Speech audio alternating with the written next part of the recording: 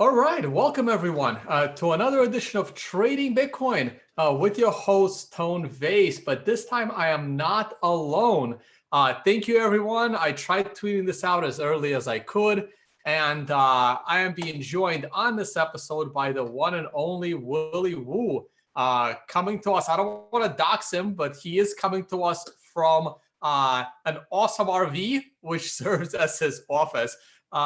Which is kind of cool. Cool lifestyle, Willy. You're muted. Go ahead and unmute and say hi. Hey, Tone. Good to be back. Hey, I'm still celebrating Cinco de Mayo with my Bitcoin-inspired ice cubes right there. So I'm going to pour myself a beverage. It's late enough where you are, though I still see some sunlight. You joining me with anything for this one? Who, me? Yeah. Oh, well, I'm enjoying being back in New Zealand. I don't actually spend much time in New Zealand, and luckily over here they locked down early, so it's clearing. Probably have to get going soon. But I'm in the South Island of New Zealand, and yeah, this is my office. We booked a holiday home while the whole thing went into lockdown, and it's been really nice to come back and enjoy New Zealand red wine. Yeah, no, I've definitely spent more time in the US consistently than I have in probably 2 years. I have to keep track of my days in my background. This is going on day number 41, and I'll probably be in the US at least another 3 months. I may do some traveling, may head out to California, may head out to a few other states later in the summer, and hopefully I can get out of the country. But yeah, New Zealand shut down fairly early, and they're going to open up fairly early as well, which is good. Yeah, I'm getting itchy feet. Hey, it's been pretty rough not traveling. Now I'm with you. Hey, what are your, before we move on to the markets, what are your like general thoughts on this whole COVID and the shutdown of travel and the shutdown of businesses? I think it's a little crazy. I think it's gone a little too far. And they need to start opening it up. I mean, they don't have to start opening international travel, but local businesses should have the ability to be opened. Yeah, I don't know. It just varies between locations. We were watching this really early. A lot of our friends looking at the research and going, man, what are these governments doing? Not taking it seriously. I know that I was really very pro lockdown and very fast and hard lockdown, but that was early in the game. It was fortunate New Zealand did that, and now just, like, what is it, 6 weeks, not even, later, we're almost clear. But yeah, I don't know, these other countries, it's a rock and a hard place. And I do think this this depression that's going to come out of this this situation, it was the economy was fragile already, but this tipped it over. I think more people will probably die from economic hardship at this point. So it's a tough place to be right now if you're, one of these countries trying to make decisions. Yeah, no, I agree. The disease kind of kills people that are not that healthy, but the economic hardship that's going to come from this is going to be a lot more dangerous for actually healthy people. And I see people in the comments saying, just wait till you get it and you'll be talking about it differently. Like, my only concern for getting it is to then get someone else sick. Like, I am in a pretty damn decent, physical shape, health-wise. I don't get sick. So I am not too concerned if I get it. I'm a little concerned who I would pass it on to, which is why I'm being responsible. And I'm not going outside unless I have to, because I don't have to, because I can work from home. Those that work from home should work from home. Those that are sick should also try to stay home. And I saw a funny, not funny, but I saw a serious tweet the other day that said, every single doctor that goes on TV is talking about what medicines to take and what vaccines to take. And not a single doctor has said, maybe you should try to eat healthier and stay healthier. And this wouldn't be a problem to begin with. Why don't you just go for a run in the morning? It's probably going to give you a 10x resistance. But yeah, I think Dalio went on record in saying that this will be, Bridgewater calculated, it's a $20 trillion hit to the world economy. And put that in perspective, we're 90 trillion is the world GDP. So that's pretty rough. And I look, I'm not old enough to know of anyone who lived through the Great Depression, but I know it was pretty dire. People were without food. And it's interesting now to see what will happen now, because things are much more comfortable. We've got much more productivity. I don't know, we're much more connected. But like that figure of 20 trillion is pretty huge. And I think this is going to set off, heck, this is going to take a decade, I think. And I think we'll end up with a new form of money by the end of it. Yeah, well, we're going to talk about that. Speaking of the new form of money, but that's more of a global macro look. Let's jump in here. We have 660 viewers waiting for us. The first thing we're going to do is we're going to keep an eye on the clock. Of course, the halving clock, let me refresh this. The halving clock jumped by a lot. I refreshed it earlier today, and then I refreshed it just before the show, and it jumped like a day. And I'm like, wait a minute, it's only been about less than 12 hours since my last show, because this clock tries to be as accurate as it can. So right now we are looking at the it's still going to happen on May 11th, and I will be streaming for at least, well, I don't want to say at least 8 hours, but it's going to be a damn long stream. Hopefully Willy will jump on. He'll find an hour during that 8-hour stream. I will keep it going as long as I can. If I have someone else that can host, I'll go, take a break, and someone else can keep it going. It'll be like a 24-hour news network. Maybe we can do a 24-hour show. I don't know if I'll be up for that myself. But we are going to do it. Remember that last, was that 8 hours last time and you fell asleep on the couch? And that was our goal. I fell asleep for like 30 seconds. No one let me forget it. That was our goal. Dude, it was in the middle of the night. I was in Australia, and literally... Yeah, you had like 3 hours sleep the night before. Yeah, I didn't sleep much the night before. I think it was the Bcash fork. I don't even think it was anything Bitcoin related. I think it was the Bcash fork. And I literally started streaming at like 9 or 10 o'clock at night in Australia. And we ran that thing until like the sun came up, like 7, 8 in the morning for me in Australia. It was insane. But yeah, so hopefully this time it won't be as bad. But I will prepare. I will actually have some coffee made this time, and I'll stay awake. Yeah, so we're going to get Willy's thoughts on the halving and everything else. It's time to get into the show. Of course, I am joined by the one and only Willy Woo. You find him on Twitter as Woonomic, and of course, his website, which I thought I had up, but I don't, so I will just click on it. And it's woobull.com. We go directly to charts at woobull.com, and we're gonna, maybe I'll do a 5-minute my take on Bitcoin right now, and then the show is gonna be all yours, man. Of course, Willy is part of an advisor to Level LVL, and if you guys are interested in all you can trade for a one-time monthly fee, maybe Willy can tell us a little bit about Level at the end and what they're up to next with their latest meetings. And of course, Willy will be joining us at the Financial Summit in Bali, assuming we all can travel by then, and that's where we will all be. Let me do a quick look at Bitcoin. Here we are on the longer term view. I played around with some of these trend lines a little bit, and I am looking at this situation. I think Bitcoin will get rejected here in the current vicinity. I think we're going to pull back into after the halving. I think Bitcoin is going to be a bit consolidating. We may even have one more pullback to below 7,000 into the $6,000 range sometime this summer or early fall. I think that's possible. And then an eventual breakout late this year or early next year. At the moment, I am still not ready to declare FOMO in Bitcoin. I still think we have a serious resistance to get through. On the weekly tradable chart, we are once again being rejected by the massive trend line. We are only on a 5 of 9 sequential, so it is possible to break this trend line. We need to sustain the break of this trend line for a few candles. I am very skeptical that we will break this trend line because how far we have to go to get to the trend line. That's not normally how they break.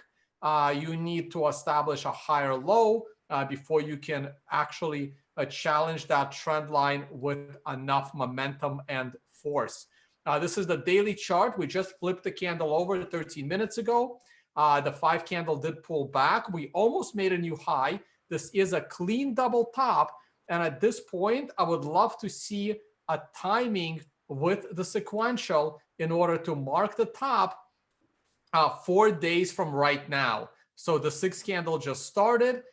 This is tomorrow's candle. And then we have this is Thursday's candle. Then we have Friday, Saturday, and Sunday. So Sunday might be the top going right into the halving, and that would be the 9 on the daily. In the meantime, the 4-hour is just short of a 9. I really thought we could get this 9, but we apparently pulled back in the last hour. Other than that, I really was expecting this 9 to come in on a 4-hour.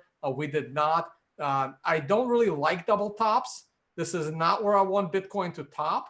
I still think there could be more likely than not to be one more push into the halving and then a more severe pullback. Quick look at the stocks. We were pulling back all day, so not much to be said about the stock market. It's in this weird area of no trade zone. Below 2,800 is bearish. Above 29.35 is bullish. I am still not entering the gold trade. Hopefully it will give me a 9 soon, and that would give me a better opportunity. All right. On this note, I am done.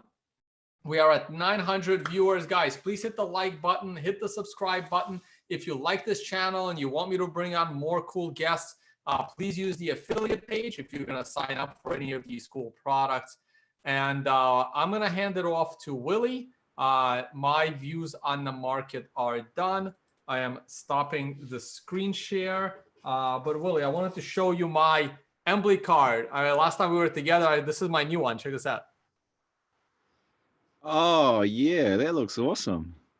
Yeah, they got a bunch of cool designs. My graphic designer, it's like solid.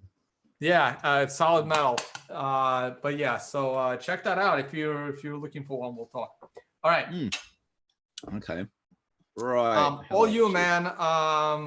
Just start talking about anything you like when it comes to Bitcoin, and I'll, as usual, interrupt with as many questions as I can come up with while keeping an eye on the live chat. Okay. So let's have a look. I might just share a screen. You know, I haven't actually looked at the markets much because I've been working on new projects. But so what I'll probably cover is just a zoom back at the macro and in terms of the fundamentals. Sharing screen. Where are we? Share screen.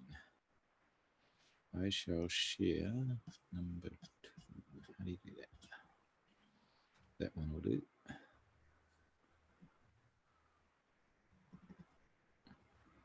You got it. Okay, so this is the Bitcoin price models page on my site, and so lots of different models here. Like I could turn on VWAP, on-chain VWAP. You can look at the orange line, the orange coin, of course. Willy, okay, I'm already interrupting. Can you just explain what VWAP is? You haven't been on my show in a while, and we have a lot of viewers these days. It's like back to 2017 days. Okay, so you're gonna have to be pretty specific. Back to the basics here. Okay, great. All right, so VWAP, we use this in trading to look at kind of price discovery. It's volume weighted average price that people are trading the asset at. So, you know, like if someone buys a whole lot at $10 and then only a few people buy it at $20, then you weight it for the $10 with that volume. And so that gives you a kind of idea of what the market's paying for that asset. And what we're doing here is we're looking on chain. So not what's happening on the exchanges, but what these coins, what the price was when the coins moved to new wallets. So it gives you an idea of what investors bought in on, and VWAP is this red line here, and the guys at Coinmetric, Nick Carter and co, came up with this new metric called realized value, and essentially that is the price that they're actually looking at the UTXO. When did the coin shift, and what was the exact price of that transaction when it happened? Yeah, he had an amazing presentation introducing this at Honey Badger. I was there. It was great. Oh, it was one of the best presentations I've seen on a live stream. Definitely good. Encourage people to watch it. It's so that this is the metric he came up with. He presented it as a alternative valuation to the market cap. This is like, if you sum up all of those coins at the price that they moved, it's what people paid for them, and you get this realized capitalization of what money was paid right at the current state. So, you know, all like Roger Ver buying his coins at a few pennies or less only contributes, you know, probably do you know how much he bought? Like, was it $10,000, $20,000 back when it was pennies? No, he didn't buy when it was pennies. Roger's average price was about $1, and I think initially he bought about 100,000 dollars worth. Or yeah, at $1. Yeah, like the $1. Okay, so he would have contributed $100,000 to that realized capitalization. So not the billions that it's worth today.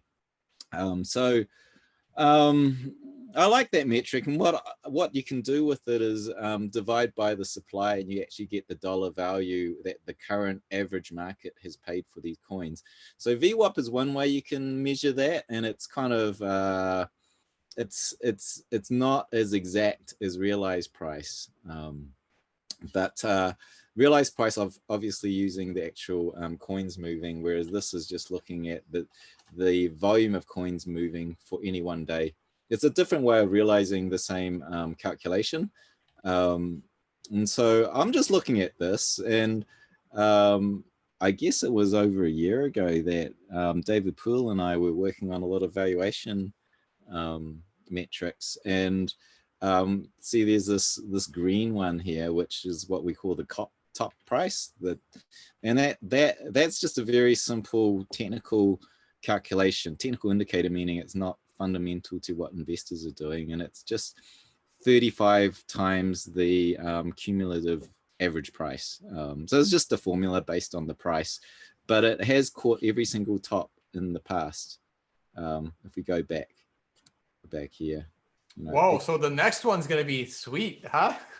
Yeah, like, so you can, this is the average price, this is actually it. This is, this is the all-time moving average. This is how it works. All-time moving average of Bitcoin price, right? And then if you multiply that by 35, don't ask me why it works. It just does. Okay, so forget the 35 part. What do you mean by the all-time moving average? What does that mean? So we're familiar with 200-day moving average, right? Yeah. So what if I said to you, what's the 10.5-year moving average of Bitcoin? That's, you know, so I'm essentially okay. So this moving average always changes. So it's like, so tomorrow it has more days in it. Yeah, it's infinite moving average every single day in the past. I got it. Wow, I've never thought about that before. Turn that on again. So that's the infinite moving average of Bitcoin price. And so if you average every single day, it's now the infinite moving average. And it's only been hit once, huh? Well, it doesn't. Well, but if you shift it up on the chart, and this is a log chart, so as you multiply by 2, 3, 4 up to 35, right, the higher you go on this chart, and so it starts to hit all of the tops, right? So visually, when you multiply this on a log chart, it transforms it and moves it upwards, and so it's hitting all the tops now. And so we've just used that as a model because it's worked in the past. Don't ask me why. It just works so far. It might not work in the future, but it's hit there. So if you looked at that, and this is realized price, which is what people actually paid for their coins on average. And then this purple line is cumulative value days destroyed. And so you remember the whole idea around Bitcoin days destroyed, like back in 2014, Oh yeah, 13. yeah, It of was one course. of our very first interesting metrics that only applied to Bitcoin, because with Bitcoin we can see actually when I sell you a Bitcoin, we can look back on the blockchain and go, oh wow, okay, your Bitcoins are older, they haven't moved in a while. And so if you use some of that information, and you can see, like, so like if someone like a Roger Ver comes along, who's he owns coins from way back in the early days, when he shifts his coins, that's destroying a lot of days. They've been in his wallet for a lot of days, and you multiply that by the amount of coins he shifted, and that's Bitcoin days destroyed. Right, and a lot of Bitcoin days were destroyed when Bcash came out, because I had Bitcoin that I had zero intention of having them seen the light of day for a decade, but I got greedy and I wanted that 10%. And so what was that date? That was around August 2017. That big jump, that little gap there. Yep, right there. There it is there. You can see see it. that jump there? See Yep, that that's jump the there? jump. That's it there. Yep, no, that wasn't caused by me. I don't have that many Bitcoin, but a lot of other people took their Bitcoin out of cold storage to sell it, to sell the B trash. You can see, because like when we're saying the market's buying and the market's selling, when you really look into it, it's like, actually, if I'm selling and you're buying, the trade is neutral. There's always a buyer that meets the seller, right? So when you're saying the market is buying, you're actually saying the smarter one is buying. The one that there's an accumulation zone. Well, who's accumulating? It's the smart guy that's going to win out of this. So when we say the market's selling, you're saying the smart guy is selling, right? So a lot of people were confused by that. And what's interesting about Bitcoin days destroyed is that you're measuring who is smarter, because obviously the person who has been in the market longer is smarter. So when you're destroying a lot of coins, Bitcoin days destroyed, like a lot of volume, yes, but multiplied by the length of time they've been in the wallet, you're measuring the smart people selling. And you can see this, right? So this is a cumulative chart of these the days, Bitcoin value days destroyed. You can see as the price pumps up, the whales, the guys that have been in there from day one, start to sell and divest. So every time it pumps, they divest, right? And then the bear season, they're not selling; they're selling on these pumps, and so it just creates this, like, this chart, this line, and generally we just found that it did catch the bottoms. Every time we see the whales dumping and destroying age in their coins, they're moving up the bottom price that the price the bottom range of the price. And so these are old models that we did like a year ago. And what I'm interested in right now is, where are we sitting in terms of the top range or the bottom range? The bottom range right now, we're hovering around. And when we had that COVID crash, we got really close to the absolute bottom on this model. Where the orange line is, which is what the realized price, what people actually paid for their coins, that's showing where we're oscillating within it. And so I'm going to just turn the realized price off. And what I would love to see, I'm really curious if those two lines have never crossed, and it will be very interesting to see if they cross later this year. If they cross, you mean like orange crosses below? Right, the realized crosses the CVDD, the destruction price. Okay, so if we like if it crosses the destruction price is theoretically a floor using this model, which might be broken or wrong. But if it does, it'll invalidate the model. So so we got pretty close, and we're getting closer and closer. And if you were to zoom into this bit here, I want to show you, like, yeah, zoom in on that. Look at this COVID crash here. Okay, there was a lot of people that bought cheap coins here, and I want to get into that a little bit later, but we had a lot of people buying cheap coins. That means that the realized price of what people actually paid for their coins right now dropped a lot. A lot of people scooped that up and got a cheap price. I was one of those people. I was a few days late, but I definitely got in a little bit.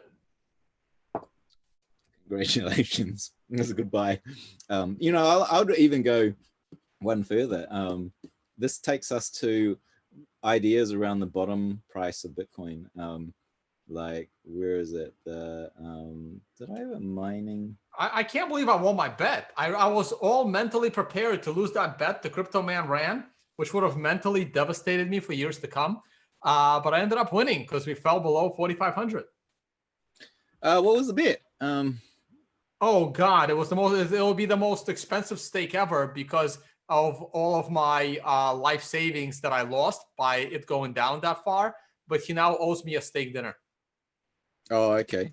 But what was the bet over? So a nice $100 steak dinner cost me 50% of my net worth. Yeah, what did you bet on?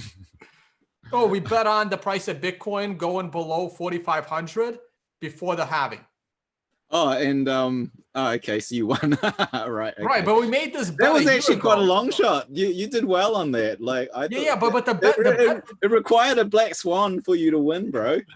But at that point, yes. But when the bet was made at last year's consensus. So the bet was made in May of 2019, and the price of Bitcoin was $8,000 at the time. Oh yeah. Okay.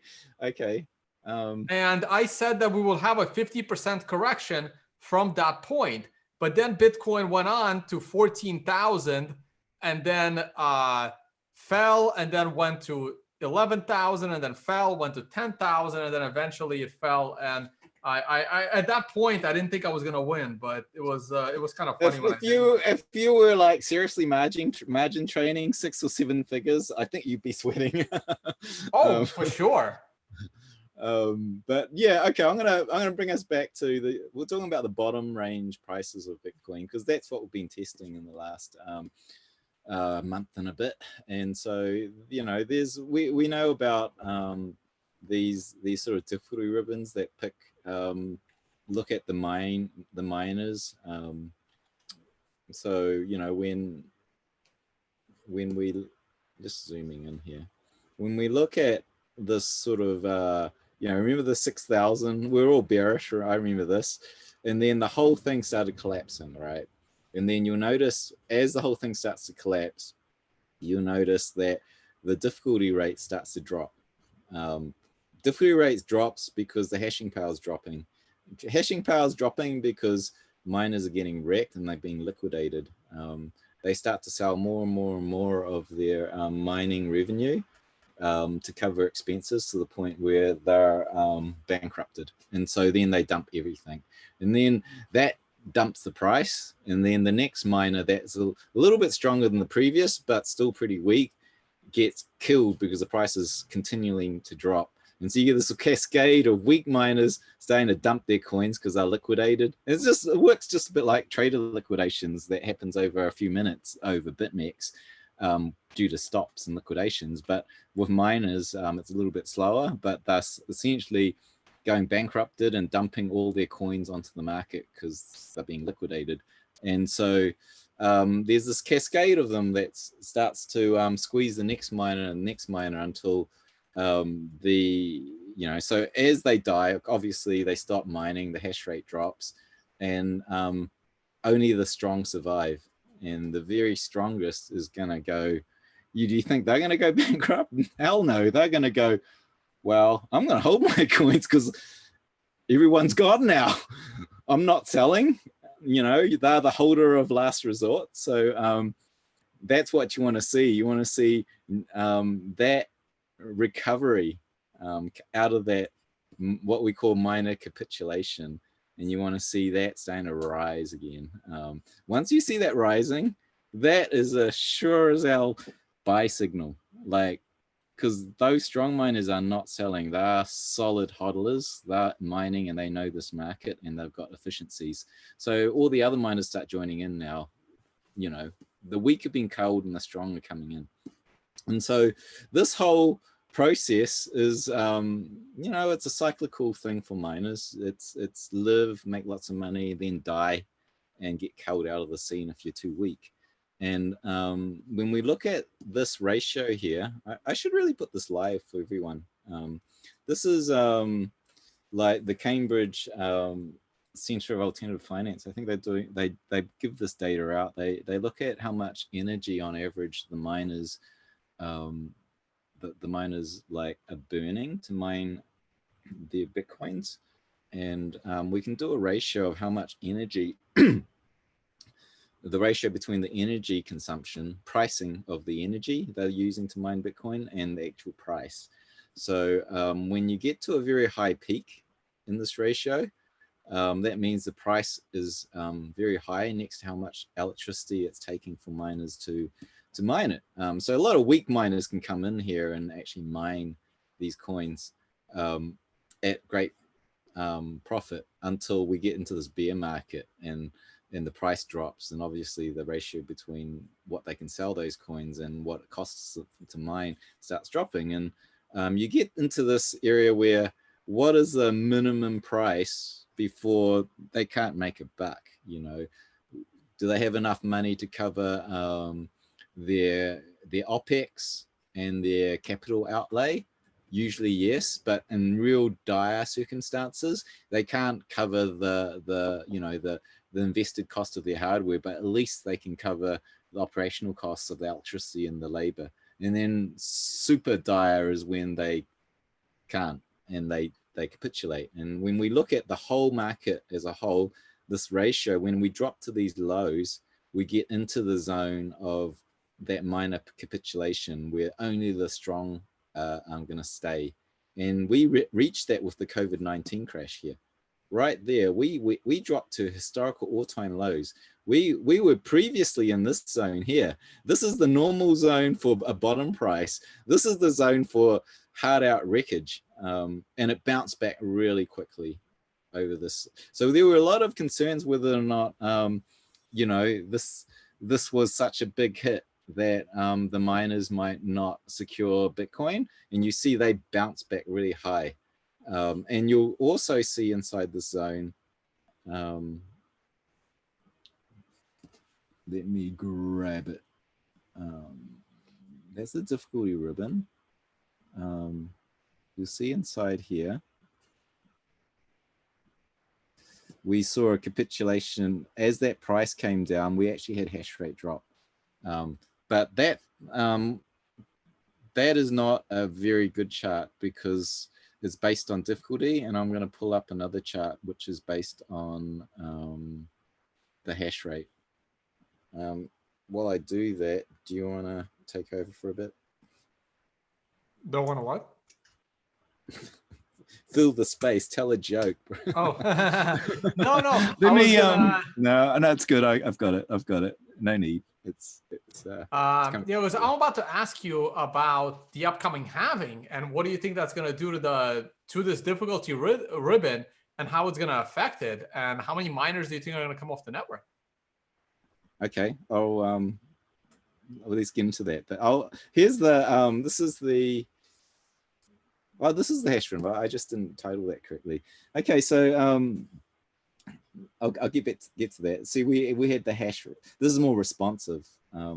We come down and you see that we bottomed here, and you know what? This is one of the most reliable buy indicators I've ever seen. You look at this thing. But what exactly are you looking for, right? Because you look at are you just looking for an overall? Are you looking for one specific average in the ribbon to cross another? Like I'm looking at ribbon, what I call ribbon recovery. So see Like, this because thing? you've talked about this ribbon a lot, and I never asked you a specific question because I think it's a little subjective. Like, What I'm is looking there for a is ribbon quantitative recovery. metric inside of it that really sticks out? I'm looking for the shortest timelines to stop and start climbing, right? And you use these this sort of fishnet moving average, so you're not fooled by a momentary dip. You want to see lots of these crosses crossing back up to the upside, because this is like Bitcoin miners committing harakiri, and this is like the lemmings jumping over the bridge have ended, and the smart ones are holding their coins and they're coming back up. And I'm going to zoom us out there, and so you, in a macro sense, looking at this, you'll see the ribbon compressing. That's why I like this visualization. You can see the points where it compresses. Look at that, compresses there. What happened to the price? It pumped. There, it pumped. There, it pumped, right? There, it pumped. There, it pumped. So like, I've yet to see this indicator fail. Like even these little ones, let me show you these little ones that are Yeah, I'll zoom in because a lot of people are watching this even in 720, and they're saying the charts are a little bit yeah, I've got the ancillary monitor that's low res. Okay, so there, oh look at that, that's a buy signal, but actually it did dump, didn't it? But that wasn't a very harsh compression. But I would still say that you would have won out of that. There's a compression here at one there. So I'd like to know what happened there. Actually, that was. What's the date? I mean, I pretty much know. I've done videos every day for like 5 years. I pretty much have a decent memory at this point. What date are we talking about? This is the September, August, or late August. August. Oh yeah, no, that was a technical. I called. By the way, that's the $5,000 sell. I gotta find the video. I called that top to the hour of it happening. I basically screamed, "We're about to top in the next 3 hours and go down." That was probably one of my best calls on the price of Bitcoin ever. We hit 5,000 head on. And it was just like the sequential was a 913 that day, and it was just everything aligned for a $5,000 top. It was just it was just a number. It was just like Bitcoin hit 5,000, let's get out. There wasn't anything in the news. It was just like the one before at 3,000. It was just time to sell.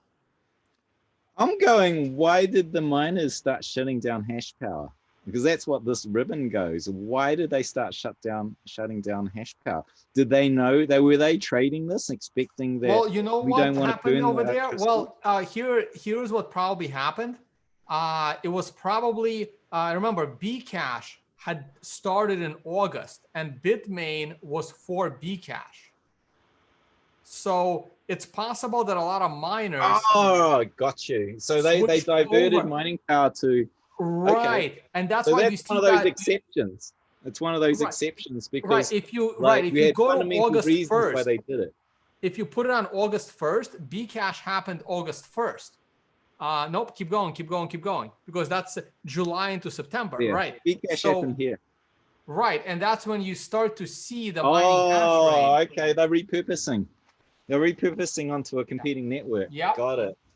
Okay, that caused the drop. Okay, outside of weird circumstances like that, this works really well. And you need to know about, like, there's always an exception to the rule. I find that all the time, because you need to know exactly what's happening in the market and not just obey signals blindly. Like, I think a friend posted a chart that's just showing that, historically, you know, we've just had, if you look at all the spot markets, the legit ones, we had a drop in volume traded, and that's really bearish. It's not so great. And he asked me what I thought about it, and I said, look, you know, you got to look at what just happened. We just had a halvening in price, and of course the volume is going to drop if you're measuring in USD. This is like a black swan type of event, and it produced huge amounts of coins being traded, but not in terms of dollar metrics. And typically it is bearish when volume drops in the spot markets, but that's usually when you have this trend, because if you're measuring US dollars, US dollar volume equals the amount of Bitcoins traded times the price. And so what you're actually tracking with the volume is more the price than the actual number of coins being traded, which is what I'm interested in, to see what's happening into a future sort of signal. And so, like, of course the volume dropped. That's because we had a freak capitulation in price over the COVID thing, down to 50% of the price. Well, even less. It was 10,000 down to the 4,000. So a lot of coins got traded, but the volume in Bitcoin was very healthy, yet the dollar value was unhealthy. And so if you were to look at that and go, whenever the volume drops, then it's kind of bad, because the things that are going to come are more lowering of price. That only works if we're in a normal situation. What you're basically tracking is price, and you're entering a new trend, and trends tend to last longer. And so I want to take us to looking at on that topic. I'll just look at what kind of amount of coins are being traded right now. Like, if you were to look at this is us, right? This is like us here, and this is like the smart people getting out, going, there's bad stuff happening. Willie, I wouldn't go that far. I'm not gonna say the smart people got out. It was just a flash crash. It was just no bids. I don't think people were mass selling. I don't think smart people sold. I think it's just, it's like the fat finger in the stock market of 2010.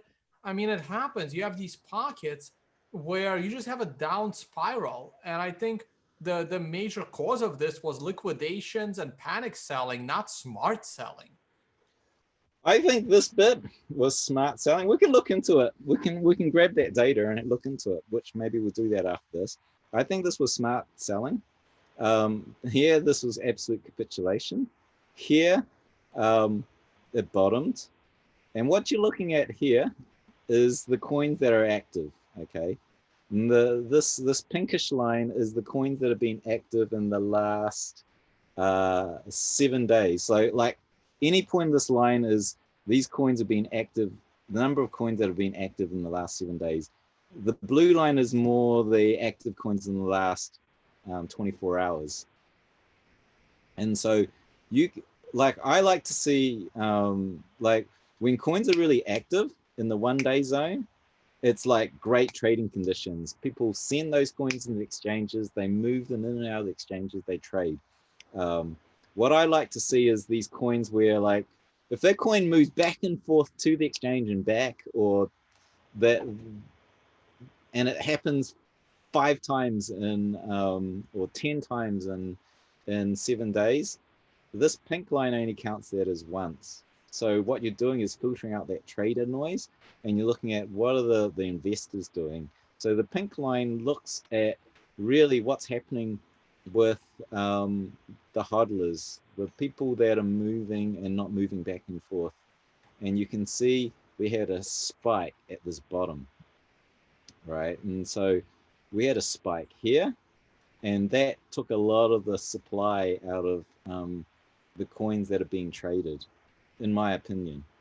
And that generally, when this stuff starts to drop, it's not so bullish. You want to see, you can see this general trend where this chart starts to trend downwards in the bear zone, and as it starts to move upward, it's a leading indicator of a bullish activity happening. And it's very similar to on-chain volume. I'm using this because I find it more accurate these days. It tends to correct more. It corrects more for a lot of stuff moving off to layer 2, in my opinion. But it's a bigger discussion. Anyway, we had so many coins, in my opinion, taken off the market there.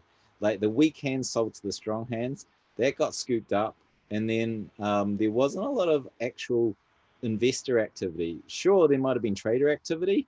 I'm not even sure of that because I haven't been watching the charts much for short-term trading. But in terms of the macro sense and investors who actually move the macro cycle of the markets, there wasn't a lot of activity. And suddenly we're peaking again. So there is a lot of FOMO coming up into this halvening. And this is real coins changing hands, not traders, but investors, if you believe my reading of this on-chain data. And let's go back to one of the things you were saying was, you were saying not a lot of people traded hands. Like it was just this exchange-driven phenomena.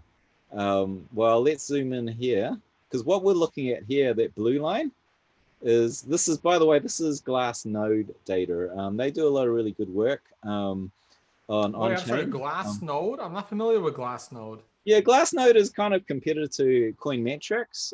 They do on-chain analysis. They filter a lot, and one of the most interesting things they provide, if you're on a paid account, is the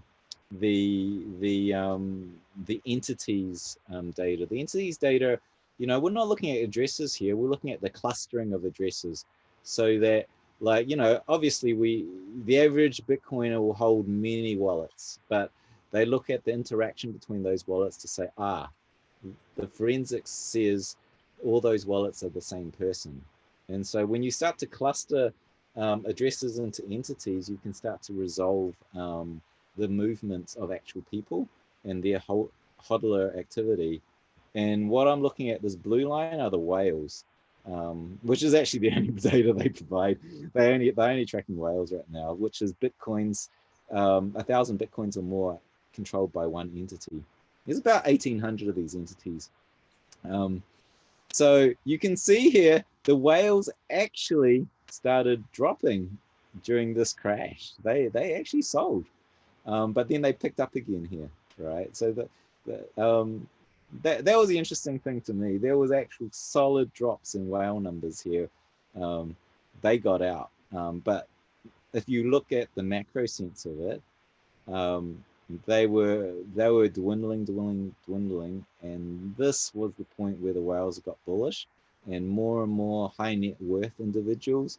If you're a whale, 1,000 BTC, you're looking at roughly $10 million of Bitcoin that you're going to pack in there as part of your portfolio, and so we see that climbing, and even this crash here, there's not actually much of a blip. It's climbing, so it's quite healthy there. It looks like they're tapering off a bit here. Looks like they're curving. Who knows? It might jump higher, it might drop, but right now we're seeing very healthy whale numbers come in, and whales tend to be strong holders, and they tend to be quite smart money. Obviously, if you've got $10 million to park in Bitcoin, you're not going to be a weak hand. You're not going to be a naive market participator. So, you know, we're always looking for the smarter participant, see what they're doing. So let's just zoom into the macro sense of it, and you'll see that the whales start to sell off as these things start to rise. They kind of made a mistake here, and then they got back in. So they're not the amount of coins, it's just the number of whales holding 1,000 Bitcoins in there. And you see at the peak, they were already starting to sell before the demise, and they didn't come back in until we got to this accumulation band. And remember, accumulation is what are the smart people doing? And we had a massive jump here. And that was before we pumped, right? So many coins got scooped up out of the market, and then we started going up. They actually sold before we got that 14K top. They started, and then that's what's interesting to me is they started accumulating here. Okay, they made maybe a slight FOMO trade there. They came back down, but here they're resolute and they're accumulating. COVID or no COVID, they're still coming in numbers. And so that's bullish. It's macro sense bullish. I mean, I'm not talking next week or next month. I'm talking over the course of this next bull market, which will span 1, 2, 3 more years. Maybe 2 years is a good sort of ballpark. We're setting up for that. So like I know a lot of the people on the show are shorter term traders, but if you're looking for an entry point, I wouldn't care too much if I entered at like, you know, like below 10,000, like 9 to 10,000. I wouldn't care too much if it pulled back to 8,000 or even 7,000, because if you were to look at these models here, you know, we're going from here $200 to $20,000, and you look at these models here. Oh, wait, Willie, go back. Can you just go back to the other chart? Yeah, sure. But let me finish this. It's like we're going lower bound 4,000, upper bound currently 70 odd thousand. So I wouldn't be concerned if you're in a long-term investment mindset of the macro sense. So can you define like whale entities a little bit clearer? Whale entities are estimates of how many real entities, so whether that be a person or a hedge fund or a corporation, I don't know what, it's like a controlling entity that controls 1,000 Bitcoins or more. That would include an exchange, by the way. So how do you explain that giant sharp drop and rise in 2018 and 19? This drop here? The drop and then the more like the rise. I mean, that looks like in 3 days.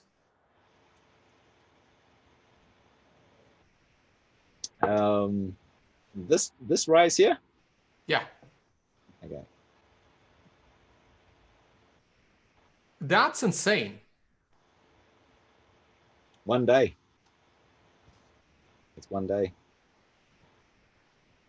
Like, so that was what is that? That's like Jeff Bezos buying Bitcoin. Like divide by 1,000 from the number I'm reading. So we had 1,620 whales, and now we had 1,700 by the end of the day. We had 80 whales come in.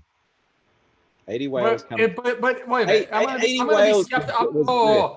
going to be skeptical here. Is it possible that, let's say, someone with a 50,000 Bitcoin decided to diversify through 40 wallets? No, because we're doing forensic clustering. If I split those coins, like essentially I'm tracking the UTXOs and doing forensics over the over where they're going to, and it's like these look like the same person. So what you're saying what would be interesting is to bring on Glassnode to the show and really look into how they do this. It really would be, because like what you're saying is in one day, 400 people bought 1,000 Bitcoin. No, 80 people crossed the line from owning less than 1,000 to 1,000 or more. Wait, 80? Go back to the numbers. So here is 1,620 whales in the entire world. Mm-hmm. And the next day it was 1,700 whales in the entire world. 80 entities in the world went from less than 999 Bitcoins to over 1,000. Okay, so 80 to over 1,000. Though they might have had 800 Bitcoins, they accumulated and they might have crossed over to 1,000. You don't know what. This seems like a data anomaly. It doesn't fit. It doesn't fit. I think that like it's very threshold bound. Like if I'm sitting there with 999 Bitcoins and then I buy one, suddenly I flick over. And so in these zones where there might be like an average in here and I'm not quite a whale and this is the threshold and the average is here and they cross over, you get a blip. Look, I've dealt with data my whole life. Well, my working life, my as fun as it is to joke around, me being a VP at Bear Stearns and JP Morgan Chase and all the building risk models, 80% of my job was dealing with data. I was a data guy. I mean, I know databases pretty damn well, which is why I never got, tricked into this whole blockchain nonsense. And that one day makes no sense to me. I'm sorry. We will need to talk to Glassnode. They will need to somehow prove that actually happened, because that's a weird anomaly. Like even the big drop that took place in 2017 is not that egregious. That would be the biggest coincidence in the history of Bitcoin data, if that was true. If that spike is true. What you get when you work with data is the sort of quantization. Like it's like floating point numbers and integers. They're just boxes you hold. Are you going to jump from one box to the other? And generally you're looking at blurry numbers, right? There's a clustering, and then if that cluster is in one zone and then they start to transition to the other, it looks like a step jump. You get into this with engineering.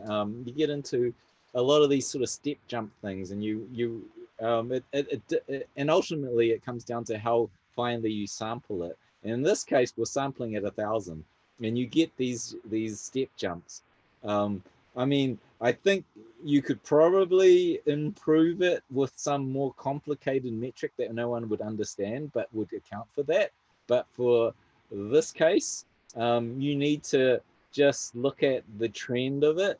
Where you get jumps is these quantization jumps, where the majority of this type of profile own 800, and suddenly they've moved to 1,200, and you get a step jump, even though it was a smaller incremental change for them.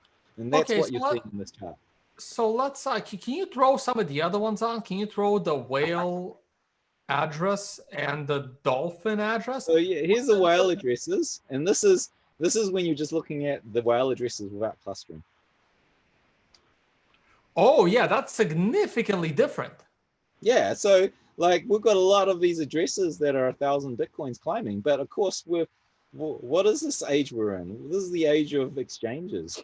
a lot of coins are going onto the exchanges. You can look at that. I put it up in last shows. You can just see the amount of coins on exchanges is just climbing. So you're tracking a lot of that rather than the actual real investors. Right, that's the real one, because everyone is pointing to the other one, and then I always have to correct them on how stupid that metric is. Okay, so let's get rid of that. Is the dolphin addresses clustering or no? No. So like Glassnode only provide the whale entities. It'd be interesting to get the others. I suspect it's very, very interesting data that they don't want to release, but we'll see. Actually, if you're going to be an on-chain analyst, you basically need a team that gets right down to writing the software, because you're only as good as the data. And if you're really messy into the data itself and being able to manipulate it, it gives you so much more advantage. So we do want these metrics to go down over time. We want Bitcoin to be as distributed as possible around the world. So the whale entities rising back towards new all-time highs is not exactly ideal. What you want to see is, in general, and I think this is healthy, that we are starting to oscillate down, because right here, where the peak whale was, interestingly, the halvening. At the halving, right. I was just about to say that. Yeah, right, but that was $700, or 7.5, right? So like that's only $250,000 to be a whale. And it was declining with a lot of people. It was declining all the way into 2019. Yeah, it's just like, so you see this, the whale numbers climb up. Now we're at $750,000 to be a whale, right? Now we're at like, I don't know, what is it? $9 million to be a whale. So we're starting to get in this zone here. We're starting to, it's going to be really hard to be a whale. If you're going to pack $9 million into Bitcoin, I mean, like, if you're a macro investor, you're not going to pack 100% of your wealth in Bitcoin, right? You're going to allocate somewhere reasonable. What is it, 5%, 10%, 20% max? 20% would be really FOMO into Bitcoin if you're like ultra high net worth. So like the numbers that you can be in here, this is starting to get realistic in that there's very few people who can afford to be a whale in this world. So that's, maybe this will be the peak whaleage of the Bitcoin history, and we'll start to oscillate downwards, I hope. So yeah, like I hope you're right. I hope that we come back down, we oscillate downwards. Hold on a sec, I just being in. All right, what else you got for us, Willy? You got any other charts? Yeah, okay, so long rabbit hole, but I was going back to this first chart.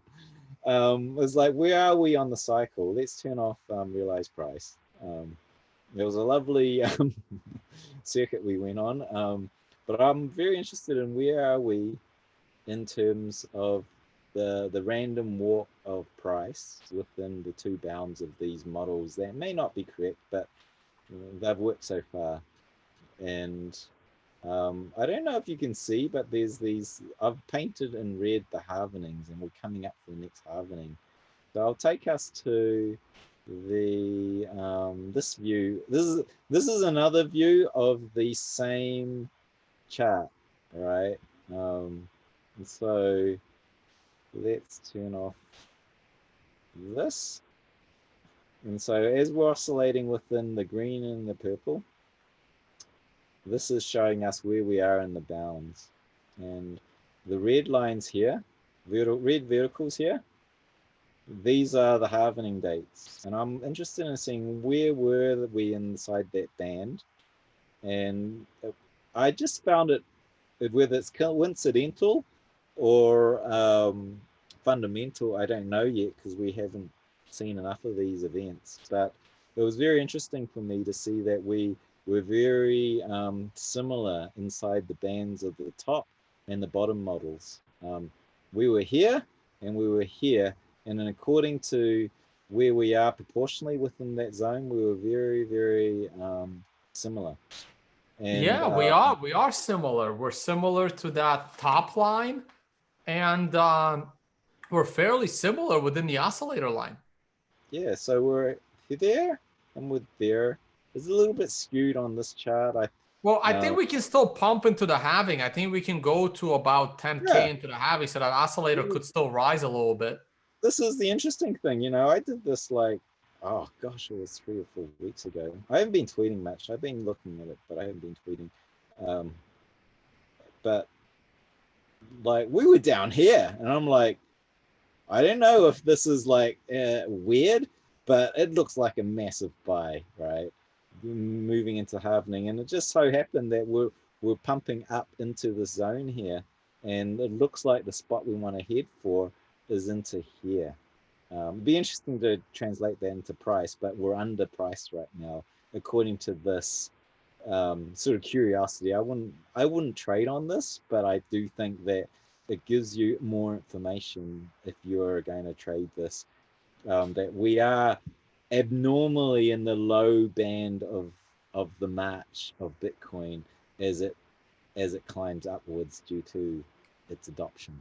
Hey, so, I want to change gears a little bit from the price of Bitcoin. Guys, please don't end the stream now. Can you pull up your chart that I kind of asked you, I commissioned from you about the fees and Segwit adoption usage? what chart was that? That's like It's on there somewhere. Network throughput maybe, or Segwit adoption, maybe either that one or the one below. Let's have a look at this network. Yeah, you don't even look at those anymore. It's in my presentations. I cut out that chart for my presentations. Okay, here we go. Let's just look at. Yeah, I don't look at them anymore. I went on a trading bent. I really want to get back into research. Right, because the other thing I I want want to to talk. stop trading. It's such a compulsive thing. This trading. Oh yeah, Um, I'm trading again. Yep, this is the chart. This is the chart I asked you to make. oh yeah, you did. That's right. I remember it. So Okay. look, the So fees these are have fees gone up here. significantly, and Hold on. the amount of Segwit transactions have gone down significantly. How do we explain that? That's interesting. I haven't watched the Segwit transactions. This is yellow chart, guys. Yeah, we were consistently above 50% for almost a year, and boom, we just made almost a 2-year low, 1-year low. Sorry. Why would that be? Does anyone in the chat room knows? I haven't looked at it.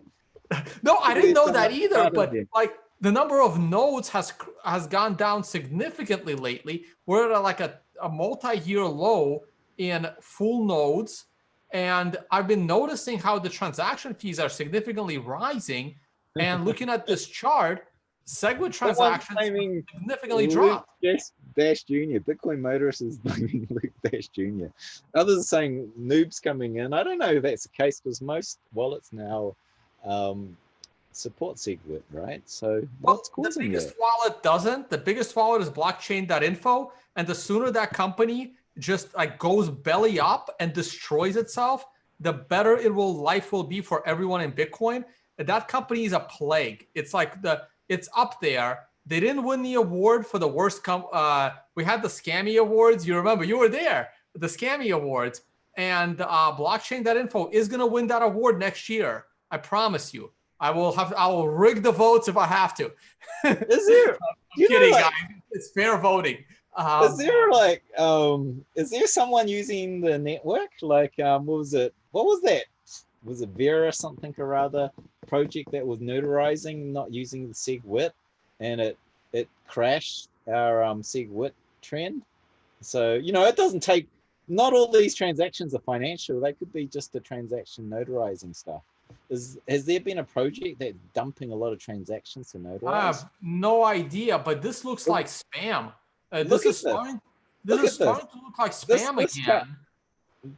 this chart here is the number of payments, right? So in every Bitcoin transaction, there's an input and there's outputs, and like, you know, like what we do in exchanges, we batch them together and we go, the exchange sends one transaction, but it might pay 100 people. And so this looks at how many payments that go out to different addresses, and that is climbing exponentially. Well, not exponentially, but it's peaking right here. So there's a lot of batching happening. Would that, oh, maybe that's it. Well, I don't know what's happening here. This is the COVID thing, I guess. We have to think about this. But here, as we're going up here, is that there's a lot of exchanges. My assumption is a lot of exchanges are coming in and batching transactions. And so where they used to use a lot of like multiple inefficient transactions, they're doing one transaction and doing a lot of payments outwards. So rather than doing, say, 100 transactions, they're now doing one. And so that means that Segwit's being diluted by the guys that are not, they're not, you know, by the Luddards. Luddards say the same, but the exchanges are moving more towards batching. I could see that trend. I don't know what happened here, and this looks like a COVID thing. Look, if an exchange is smart enough to do batching, they should be smart enough to do it with Segwit. Yeah, Like, this is COVID. I don't know why. Why would COVID have an impact? What was the COVID impact of Segwit? Isn't that interesting? well, when you say COVID, you mean like the crash around COVID. Like COVID didn't actually have a direct effect on Bitcoin. Well, that's the thing. It did. It had not a direct, but you know, it doesn't attack. It's a virus that attacks biology, not like Right. But, So the but COVID crash, yeah. But like I don't understand why it dropped like Segwit transactions. Like it just makes no sense to okay, me at all. so let's say, okay, COVID COVID suddenly impacts the number of people transacting. And what we're saying here is that the Segwit guys stopped transacting and more of the network became the non-Segwit guys. So that's curious. Well, anyway, I think it's time for you to get back into some on-chain analysis of well, this is on-chain analysis. Maybe there's signal in this. This is anyway, like, let's have a look. Let's go. But yeah, but the fees are spiking. That average payment in USD, I've been noticing that, and it's. I need to make sure this chart is current because it pulls on data APIs that don't always stay up. So I know we're May the 4th. That's good. Oh, you took away the average payment fee in USD. So that's the payment fee, and it is spiking. That means we're seeing more congestion on the network, which is well, it's obvious, right? Because Segwit significantly reduces the fee if you're using, especially if you're using native Segwit. So if the number of Segwit transactions go down, it will certainly raise the fee that you're paying. Well, let's just have a look at the congestion on the network. So that's the fee again. Another view. We're looking at the congestion. That's the fee. Is that right? Let me double check. Yes, it is the fee. Yeah, blue's the fee. Now and then this is the block size. This is the base block size. You know, the 1 megabyte block. This is right. The extension from Segwit, and that's climbing nicely. But the fee's pumping. But we're well within, you know, it's not like going apeshit up here. So it's good to see the fees rise though, you know. It's bullish.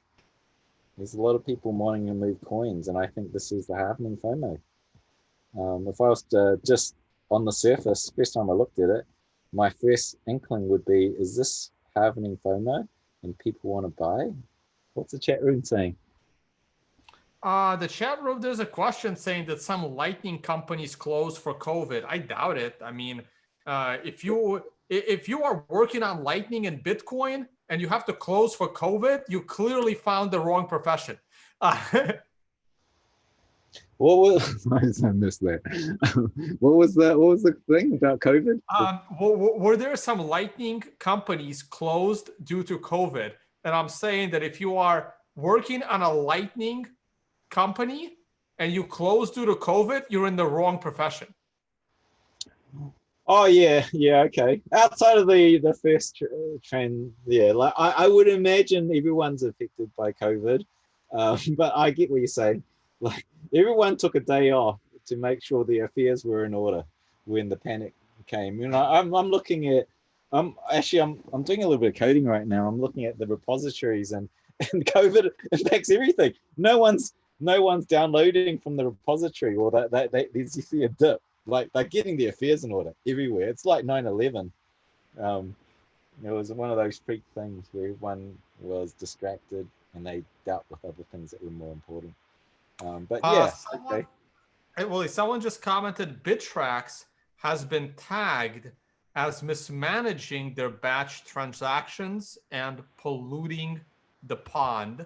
That's a comment. We also have a tipped comment from Snarky Puppy. Nice name. Increased volumes flowing to from between exchanges during the crash. Maybe are non-Segwit. Well, they should be using Liquid if funds are flowing between. Well, that's saying inter exchange transactions. Are you saying when you mention Liquid? Yeah, but look, this is interesting. Lukdash Jr. is once again being very vocal about lowering the block size, and until Segwit penetration is 90% and Lightning is more robust, I can't exactly side with Lukdash to lower the block size, but maybe lowering the block size needs to happen to get more people using Lightning. Like, I'm not using Lightning yet. I'm still using Segwit. I Well, barely use native Segwit, but I use Segwit. Bitcoin has this uncertainty, as we pan forward to this next halvening is going to be critical because the amount of block reward drops to that zone where it's the fees makes a big, more significant part of the economics for a miner, and it's only going to get more towards that. And there's a concern whether or not Bitcoin will be secure enough in the future, based on just the fees market. And so I think there's valid concern over the fees being too low. I mean, I did a lot of research on it back in 2017, 16, back when we were in the scaling wars. And my view was that we did need higher fees. The big blocks would, sure, it's nice now. It was, I'm saying I was very engaged in that. Like I was an investor and on the advisory of Exodus Wallet, and I could see how much of the crap they had to deal with because systems were breaking because it was taking more than 10 minutes. It was taking hours in some cases for transactions to confirm. And they were causing huge headaches for businesses that relied on Bitcoin. Roger Ver saw the brunt of that, and he decided that we needed lower fees and decided the big blocks was important. But on the other side of it, if you take that shortcut now, as we pan forward in the next halvenings ahead, 4, 8, 12 years into the future, you start to run into a dead end where the security starts to drop out and Bitcoin becomes vulnerable. So the whole thing collapses. So I think small blocks is good. 1 megabyte is good. I haven't done enough. I can't comment on Luke Dash Jr. I haven't done enough, deep research. It takes a lot of time to really look at all the angles of it. But and to the best of our knowledge, you got to project this stuff forward 12 years. What will be the use case and the traffic on the network? So, but I'm sympathetic to that view. That I wouldn't want the blocks being any bigger than now because it jeopardizes the future. Yeah, no, I'm with you. Now a block will never be raised. I mean, that's already been established. But now it has been raised with Segwit to 3.7 megabytes. Yeah, but there will be a serious debate whether we should lower the block size, and it's going to be an interesting debate because once you lower it, you ain't going back. Like if Luke Dash gets his way, and the block size is lowered by threefold, so it gets lowered to 256 megabytes. Sorry, to 256 kilobytes. If it gets lowered, it ain't going back up. And the question is, it's a hard fork though as well. If you want to do that, it's a hard fork. I don't know if that's... No, it's a soft fork. No, it's a soft fork. You can soft fork to a smaller. Yeah. You can soft fork to a small. You can go to a small. You just can't go backwards. How do you do that? Well, let's not get into this show. Yeah, no. The same way they put in the same way Satoshi put in the 1 megabyte. No, it's a small because it's a more restrictive condition. Satoshi put in 1 megabyte because he set it. He set the consensus. So you change the consensus, you're hard forking. No. It was a soft fork. Soft fork is a hack. It's a hack so that the consensus layer goes, all the rules are agreed, and you can extend it if you decide to extend it. But you're all good. If you're I mean, the 1 megabyte was a soft fork. You just can't undo it. So the same thing would happen if we lower the block size. And the argument to lower the block size is valid. It's a valid argument to lower the block size. I'm very sympathetic to that argument of Luke Dash Jr. saying that the most critical part of Bitcoin is the distribution of nodes. And the bigger the block size, the more challenging it is to create new full validating nodes. And lowering the block size would, keep Bitcoin decentralized for a longer period of time. And you're sure that he thinks he can do that with a soft fork? 100%. A backward compatible upgrade? Yes, 100%. Wow, consider me impressed. I did not think you could do that. Okay, I'll look into it. Not 100%. we'll have, you know what? We're going to have, I'm 99% sure, but when Jimmy Song is on this show for the halving, I will make sure I ask him. Okay. All right. Okay, so we went on this detour to look at the Segwit. I'm sure there's signal in here too. This is telling us stuff. If you look deep enough, every chart's telling you stuff. I don't know if there's much more to talk about. Oh yeah, here's this bit I wanted to talk about. Let's just zoom into this.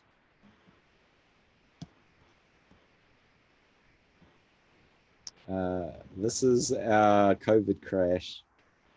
Suddenly everyone got cheap coins. That goes back to what I was saying right at the beginning, which is that so many charts up now, I've got to find the right one.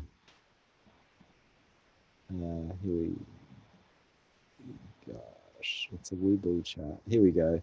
See, remember the debate was around my assumption that the whales, or a lot of strong hands, came in and bought this dip. We can see this again, that the realized... Oh, no, I agree with that assumption. The whales and the strong hands bought the dip. I disagree with the assumption. Look at this. The average price. Sorry. So you go. What are you saying? You I agree? disagree with the assumption that smart people sold. I agree with you that smart people bought. That doesn't mean that smart people sold. Oh, okay. So, well, the whale count showed that some of the whales, not necessarily smart, but they should have been smarter, sold, and then a lot of smart people, strong hands, bought. But in general, like the so many charts here, the whale count went up across the broader trend, but we did see this dip, and what we see here is the average price that people paid for their coins across the network did suffer a collapse. Like on average here, people had paid $5,800 for their coins, and now it had dropped down to 5.5, and you seldom see a drop in realized price like this. You see smooth ones in a bear market, but you never see step down changes in a bullish market. I maintain we're in a bull market. A lot of people saying this is still a bear market. I say you look at the metrics of the incoming addresses, new active addresses, you look at new entities coming in Wales. You can even look at the numbers that are coming from the industry, which the public aren't privy to, but you know, the number of new adoption and wallet providers, they're actually climbing, and you don't see that in a bear market. And so we are in a bull market. It may not look like it because this price is going a little bit apeshit, but bear in mind the price has gone apeshit since the era of BitMEX. You know, since 2018, I would say we are in the era of BitMEX, and you'll see that leverage traders now apply a lot of dominance over the short-term price of Bitcoin. We saw that going to 14,000. We saw that dropping from 6,000 to 3,000. We saw it in the sawtooth patterns here, that this is a lot of fuckery that's happening within the derivative markets that swing the price around. But the fundamentals of what investors are doing is that we are in a bull market. And I would consider, if I was to filter out all of this pricing noise, you know, if you're a trader and you want to trade on that, then be my guest. But like, if you were looking at the fundamentals, I see this zone here very similar to this zone here, where you see a organic accumulation pattern, the price starting to pop out of that. Here we're seeing a lot of derivative short squeezing, long squeezing, killing people out of their positions. And sure, it whipsaws the spot price around, but it's not the long-term fundamental price, which I think is something shaped like here. And we came out of a zone where the whipsaw was below the fair value of what investors consider this this asset to be worth. And if you've looked at the timing signature, it's about right, you know. And there it is. There's a halvening here. There's a halvening here, and this is the era of organic Bitcoin price. Okay, this is the era of derivatives fuckery on top of price. You can see it as a superposition of these tactical trade games that you play on top of what used to be an organic demand and supply. And it fits right now. You know, we had the capitulation back here. We're moving into the zone of the halvening. It's about the same sort of time. We have wild swings due to derivative markets, but we're moving into this zone here. I don't take this as a template, because we've got this whipsaw stuff happening. And I think we might have a lot of whipsaw going along here. What I'm hearing is that the really big institutional people are not coming in yet. They're very interested, but now is not their time. I think they're going to be a 2021 story. So right now we've got hedge funds, we've got whales, but the big scoop up vast quantities of Bitcoin doesn't look like it's ripe till 2021. Yeah. Do you want to take over a sec? I actually have to take a bathroom break here. Yeah, it's funny. I was about to say the same thing. Sure, I'll take over for a sec, and let me jump. I'll take Willy's screen share, and I will take a look at the price of Bitcoin and see what's going on. How do I do that? Okay, here we go. This will stop the screen share. Perfect. All right, I'm gonna take over with my screen share, guys. I got a couple of things to show Willy. I'm gonna fire it up right here, and we'll get to that in a second. But in the meantime, hey guys, if you want to support, please check out the affiliate page of tonevays.com. Hit that like button. We've had a consistent 1,000 live viewers, guys. We're at 400 likes. Please support by hitting the like button or use the affiliate page. I still got to ask Willy about what's the latest in LVL. Let's take a look at the price. Let's see what's going on. We'll go to the lower level time frame. We are going back up. We are back to 9,200. We may still get this 9. We got what do we got here? We got 2.5 hours to go. I would love to see a 9 here. I always love seeing the 9s, but the 4 hour doesn't matter. It's the daily. It's all about the daily. And to me, would I rather be long right now or short? The answer is right now, I would rather be long. I would rather be long at this moment than short, and potentially get out of that position on Sunday, Saturday, Sunday, when we are approaching yet another 9, most likely with a new swing high. Hey, Willy, check this out. Thank you. Shout out Bitcoin Motorist, who found this tweet from Luke Dash Jr. in December of 2017. At the very little, that's actually, oh, sorry, December 2018. Damn, I was hoping it was 2017, the day of the high. December 2018, he's replying to me and a couple of other guys that, of course, have deleted their tweets. Shout out to Luke Dash Jr., Luke Dash Jr., actually, for not deleting his tweets. And here he is. Reducing the block size is a soft fork, and we really do need to do it. So this is going to come up on its 2-year anniversary pretty soon in December 2020. Okay, that's good. Confirmation of the soft fork. By the way, Luke Dash Jr. is the world expert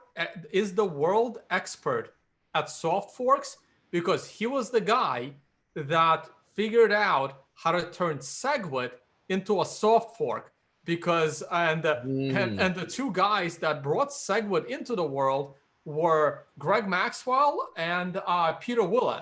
So 2 of the top 3 to 4 core developers, and Luke Dash Jr. is the other one in that group, and he's the one that turned it into a soft fork. I kind of wonder how long it takes to get up to skills to be able to be a core dev developer. It'd be a really interesting journey.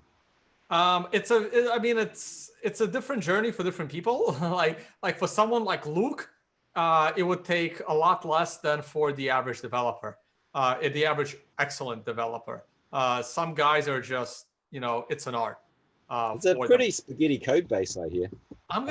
You have to know the history of why things were done this way or that way. You need a story attached to it before you figure out. One of my favorite, Luke, I don't know, like I don't have the shot handy. Maybe I can Google for it. But one of my favorite Luke Dash tweets, what is it? He had a post why Litecoin's a scam back in 2013. It was really, really good. I got to tweet that out again. I always like tweeting that out. Okay, Willy, I know I don't. Look at the chat room. This is an interesting one. It's like the global economy is destroyed. People have no dollars for Bitcoin for a while. Everything is going to crash. Ironically, the USD will be a place for the next 6 to 18 months. That's by A. Rose.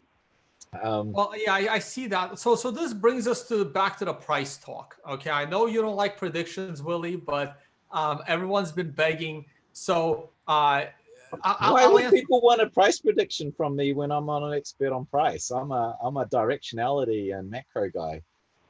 I know, but they still want to know your best guess, guys. No one will hold. I do it every day. No, you say no one's holding me accountable. You should see the trolling I get from saying the odd answer on this show, because they say, well, he was wrong there. I was like, well, of course, there was no confidence in that. It's not I will look. I will try to make it as generic as possible. Okay, so we're gonna start. I want to start with, look, I am now a bull. I am very, very confident we're not going below. I am 90% confident we're not going below 5,000.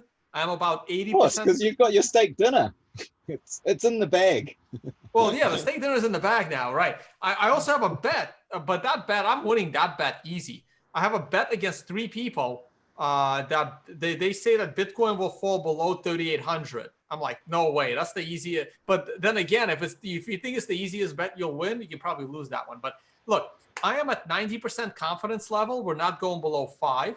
I am at 80% confidence level. We're not going below 6.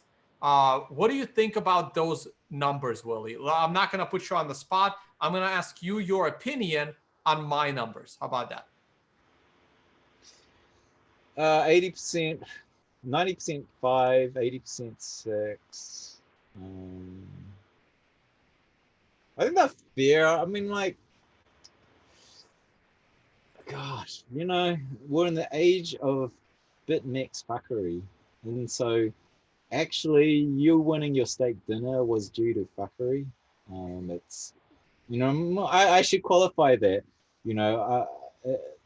the trader games, the squeezing, the liquidity game where like you can kill people out of their positions, that sort of adds this sort of random sort of dice into the game. So you can say fundamentally the price won't go below 6 or 7 or whatever, but you'll get these spikes like we saw.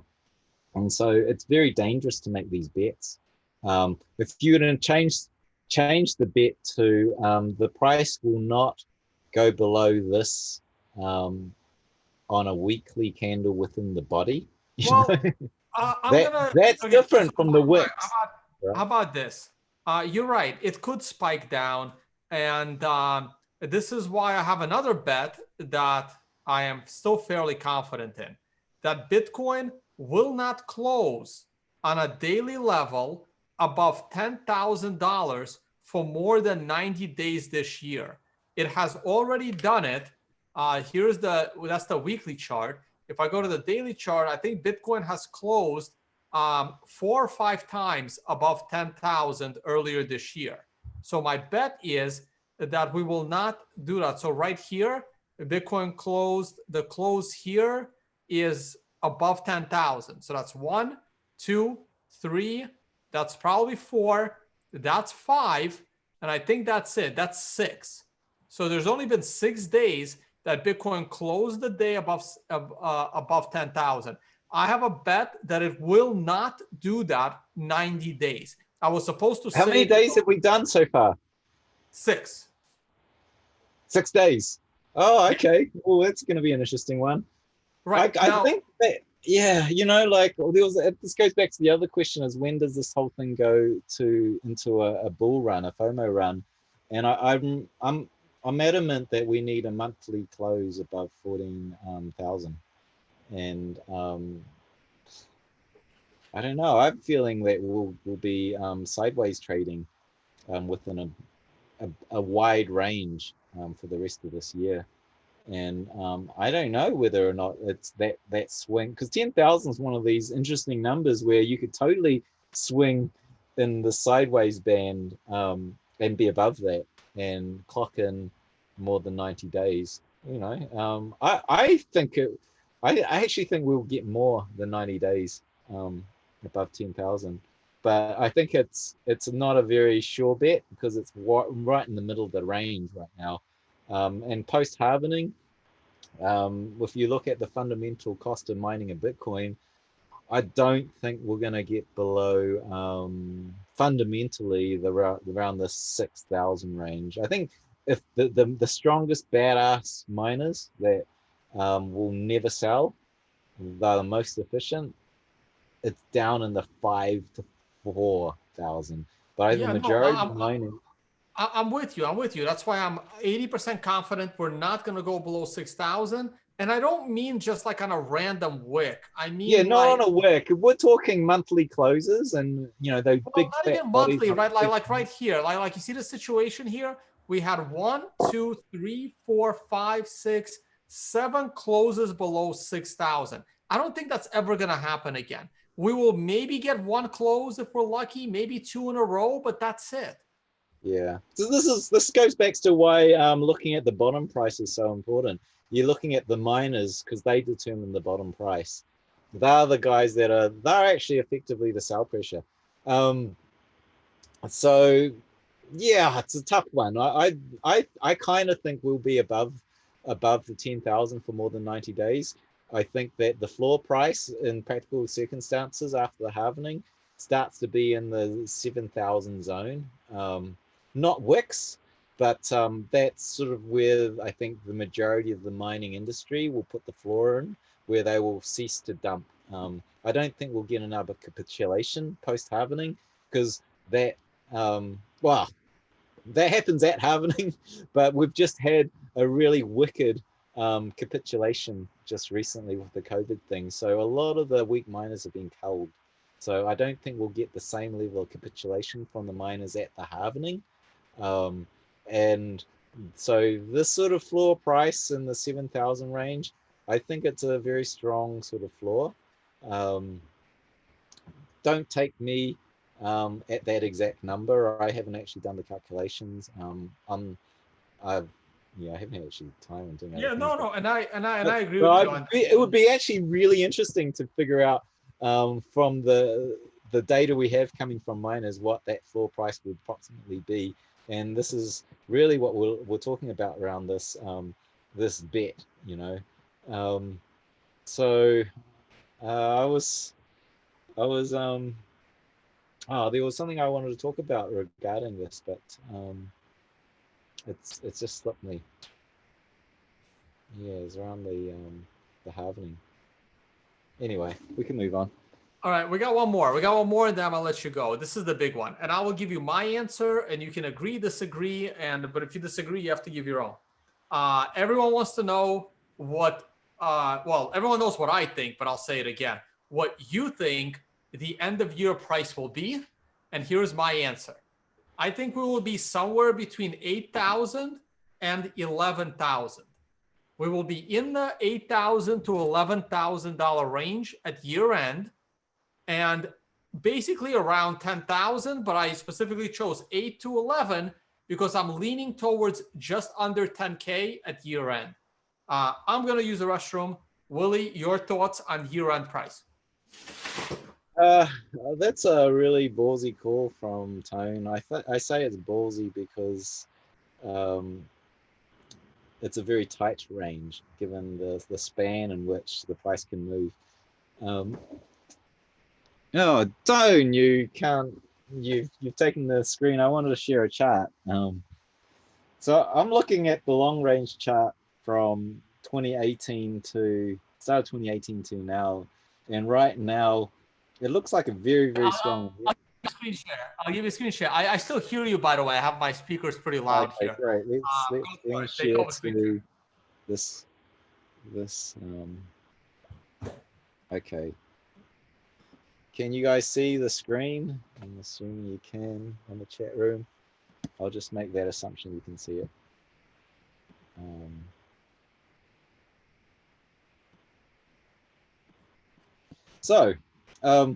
Like if you look at this chart, this is a log chart. If I drew a line here, we're starting to build a very, very strong neckline. And actually it starts from the peak of the bull market in December 2017.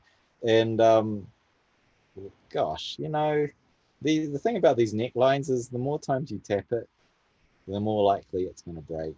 And let's take a look at the time frame at hand. So Tone is saying that we're going to be within this very tight range of 8,000 to 11. So basically in this zone before 2021. And I'm looking at this just on technicals. Look at this. We're going to hit this again. And so the bet is whether or not this neckline maintains itself. And I'm like going, look at this. We've got to push the price down to $8,000 by the end of this year if that neckline is maintained. But if we break the neckline, generally what happens is we get this sort of FOMO and we get a break upwards. And so like this is the $20,000 zone here. I think Tone's bet is somewhere in here. I think that it's like one of these kind of chaotic things that if it breaks, we will run up massively. But if it doesn't break, I completely agree. Both of my bets, the not going above 10,000 for 90 days and closing the year at 10,000, rely on one more significant pullback. But this pullback will be within the bull market.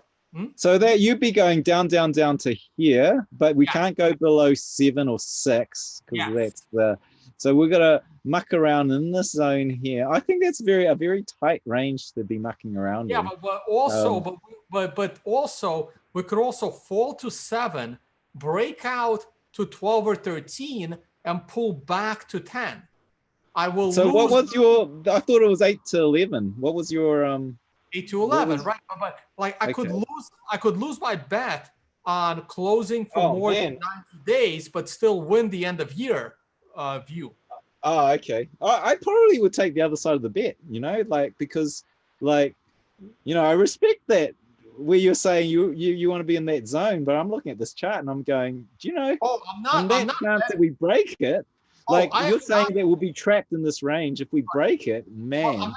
I think there's more chance we break it.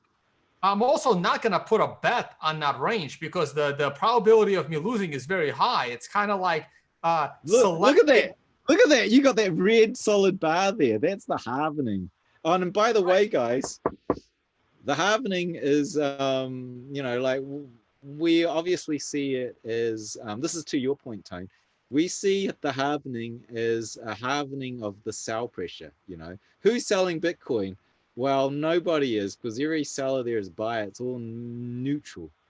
But there is one seller that's not matched, and those are the miners. They create money out of thin air. Well, they're burning electricity, so it costs them, but it's coming out of nowhere, and they're dumping it on the market. So that is the true sell pressure on Bitcoin. It's not the trading. The trading is just buyer and seller match. But there's an asymmetrical dumping on the market, and that's only from the miners. And so generally what we think about at the halvening is that the miners are halvening their sell pressure, and that's why we've always seen this massive explosion after the halvening. The interesting thing about this period is that it's not a halvening in sell pressure. It's what is it? Currently, we are going 1,800 Bitcoins per day are being mined, and we're going to jump to 900 being mined. So the sell pressure goes from 1,800 to 900. But there is this other effect right now, which is there is a new miner in the industry that is not so obvious. The new miner in the industry is the entire exchange rise.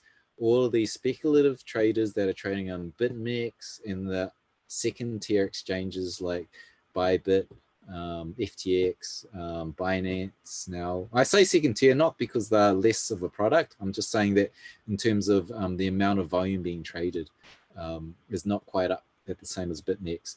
But every single trade we do on these derivative exchanges, they are generating fees off that, and they're sucking the Bitcoin out of the trader pocket and then dumping it onto the market to pay for their salaries and infrastructure. And that is a 1,200 Bitcoin per day effect. So there's this new mining sell-off pressure that's constantly extracting it from the Bitcoin community and dumping it out to fiat. So when we look at the mining that's happening right now, it's not 1,800 to 900 per day that's going to drop at the halvening.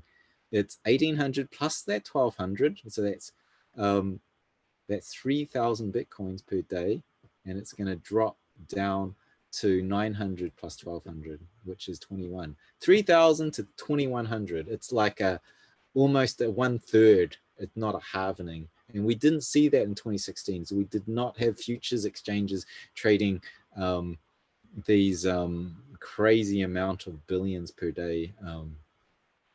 So that's going to be the interesting thing about this part of the halvening, is that the sell pressure is not halved, it's 1/3.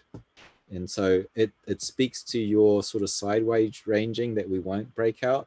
That I would not discount, and that it's not necessarily mega bullish. But we've got a lot of effects happening here. We've got the whole world economy collapsing and Bitcoin coming to its own as a hedge for that. Yeah, no, there's a lot of factors working against Bitcoin, but also a lot of factors working for Bitcoin. I think Bitcoin will start to be seen as a safe haven asset versus what's going on in the economy with all the, the crackdown on money, elimination of physical cash, maybe the euro breakup of the currency, all these things. At the same time, if a depression is here, people have less money in general, and that's not a good thing for Bitcoin. It's still a speculative asset. And I think those two will cancel each other out for now. Look, we have two really good questions, and someone just put in another question as a tip question. Okay, well, we'll get to Litecoin last. So Ugly has a question, but I do want to ask one question before that, because I'm hoping that you can give a really quick answer, because I do want to let you go. I know you have to do something. Willy, what do you think of the Plus token? Is it finally over? Oh, it's been a while since I tracked that, but we were very, very close to it being over. I'm assuming it's over, but I'm not the guy to talk to about that one. We were down to the last, well, there was it 210,000 Bitcoins? And I think we're down to the last 20,000, last 10% of that. And that was months and months ago. Who's the guy that tracks that? He's the guy to talk to. I haven't tracked it since. I have no idea. We were tracking an adaptive, but, yeah, but it sounds like it's over. Okay, we have a question from Ugly. So, as you know, Willy, Ugly is a huge fan of BitMEX. He thinks that they can do no wrong. So he really wants to know what fuckery are you referring to during the drop to 3.8K? Oh, I'm not. Okay, so when I say fuckery, I don't mean that's necessarily BitMEX. I'm saying that the participants on BitMEX with the leverage trading have the ability to move the actual spot price around. So, so you're not on the bandwagon that BitMEX did anything malicious. It's more like BitMEX just has a disproportionate sway in the price, and the fuckery is coming from traders on Bitcoin, not the company itself. Yeah, I want to be clear in this. I'm not saying it's not BitMEX. I'm not saying it isn't. I'm saying that that platform exists. The liquidity on that platform is like the 800-pound gorilla, and the leverage you can wield with it. Like if you have $50 million, I think it's 50 million, roughly 50 million, 100 million for sure, but $50 million with the leverage positions you can swing realistically. You can top Bitcoin price out, you can bottom it out, you can control the price to some extent. I think there's roughly a dozen entities that are willing to play that game. I might be wrong, but I think that there's about a dozen that are sitting there in BitMEX, able to control the order books to the point where you can squeeze the little guys out. And so I don't know if BitMEX are doing anything nefarious. I do not have any insight into what's going on inside there. I mean, ultimately, if you have an unregulated exchange and you're not a spot exchange like Mt. Gox, who had to actually fake buys without backing it, in terms of a unregulated futures exchange, you can always take the other side of the trade.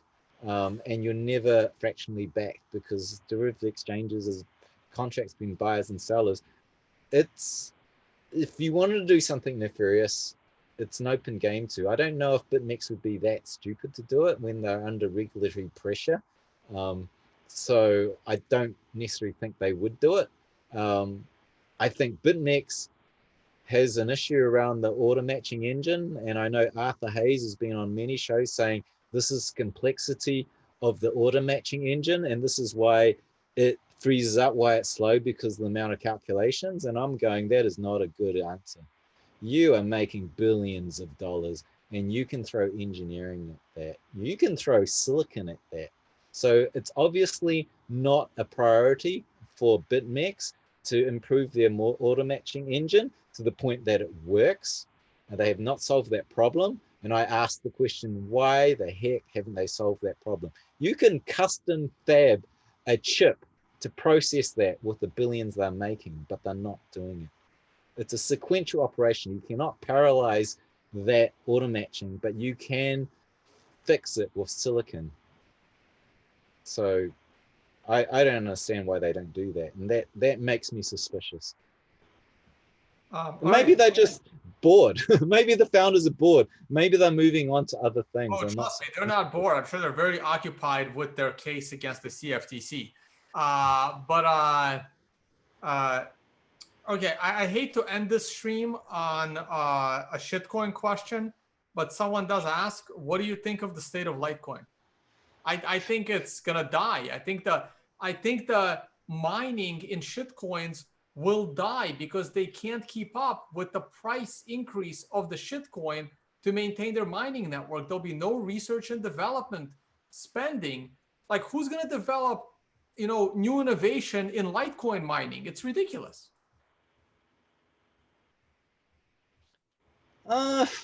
What's the, like, why do you think Bitcoin, Litecoin's like not going to work? It's basically there's no innovation. Well, it's not going to work because Bitcoin doesn't need a micropayment, assuming Lightning works. If you are assuming that Lightning succeeds, why do we need a less stable, more volatile, less secure subdivision of Bitcoin with Litecoin? Like, my view has always been that if you don't think we have enough Bitcoins, you should be on a chair screaming that Bitcoin needs to add infinite inflation, because that's what Litecoin is. It's insecure inflation on top of Bitcoin. How is it inflation? Well, why do we need Litecoin, right? Because if Bitcoin solves it's not that we need it, okay? It's not that we need it, but this is the interesting thing about these coins, is that everyone was led astray in 2016, 17, even the early thinking about it is like every new network needed a purpose. They needed utility. But it turns out that when you want to pack value in a bucket, I'm going to put some dollars into that bucket, whether it's real estate, shares, or Bitcoin. Well, it turns out a very few select networks, people have this sort of herd mentality of packing value in it. And the more herds that pack value in it, the longer people have confidence you can pack value in it. And so actually what we have is Bitcoin is the 800-pound gorilla in the digital storage space of value. It stores value. It's a store of value. And there are a certain select few shit coins. We call them shit coins because typically we think they're scams. 99% of them degrade to zero over the long. It's a half-life. Every so long, it just keeps going, and you're going to lose your money to where it's just micro pennies on the dollar. But there's a few that oscillate around Bitcoin. They orbit Bitcoin, and for whatever reason, these guys have built the liquidity effects. They've built the Lindy effect around it, and so Litecoin has achieved that. And so it's an orbit around Bitcoin. It swings up and down. There's a lot of traders that move back and forth, and it's nothing to do with whether you can get transactions per second through it, whether it actually serves as a micropayment. Though I think Charlie Lee gave that argument, but the reality is people just like to move in and out to trade it, and it has that sort of. Trading is not a long-term use case. I mean, this is why we still have Dogecoin. Yeah, Dogecoin is another one. We call these oscillators. I've called them oscillators. Dogecoin is exactly that. It's like it's created as a joke. Guess what? It oscillates around Bitcoins. It's going to outperform the 99% of shit coins with fancy, scalable white papers and whatnot. But do you see any future in Dogecoin? Yeah, I do, because it's forged itself since, when was it created? Was it 2013 or earlier, 12? 2013. So we got like 7 years of people moving money in and out of it. And the 7 years, which is 70% of the life of Bitcoin, that it's an orbit around the Bitcoin price. So most likely you would bet on it to continue. Never mind, like look at gold. What does it do in the 20th century? Actually, what does it do in the 21st century?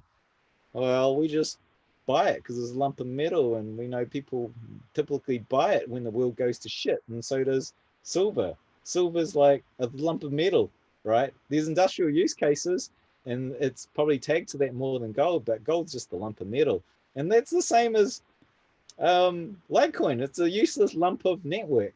Same as Bitcoin, really. Like right now, it's a useless lump of network in as far as the world scene's going. But it is not useless because we pack money in it, and we're proving the ability to pack money in it. You and I have always disagreed on this. We'll continue to disagree. I believe they're useless. A Litecoin to me serves no purpose at all. There could be value in it. People will trade it. Whatever. The value we give it, like, well, Tone pack. Well, maybe it's not Tone. Maybe Tone in a future life pack money in it. Well, gee, maybe I'll pack some money in it, and eventually that herd mentality creates a network effect, you know. And that's how money is created. And like, I think there is one useful thing about a whole bunch of shit coins coming together is that, you know, if Bitcoin fails, we've got another bunch of useless networks that we pack money in. No, we don't. The Bitcoin fails. The fact that we decide to pack money into it is not useless. Let's if Bitcoin fails, none of those things are gonna. It's gonna be a disaster across the whole. Anyway, you and I can do a whole show about this another time.